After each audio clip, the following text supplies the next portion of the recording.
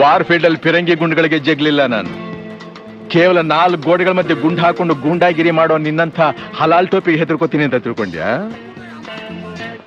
Krishna Nayak, ನಿನಗಿನ್ನು training ಸಾಲದು. ಬೇಕಾದ್ರೆ ಬೆಳಗ್ಗೆ ಹೊತ್ತು ಬಾ, ಹೇಳ್ಕೊಡ್ತೀನಿ.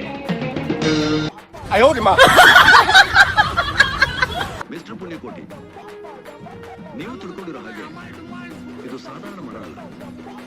ಬೃಹದಾಕಾರವಾಗಿ ಬೆಳೆದಿರೋ ಆಲದ ಮರ.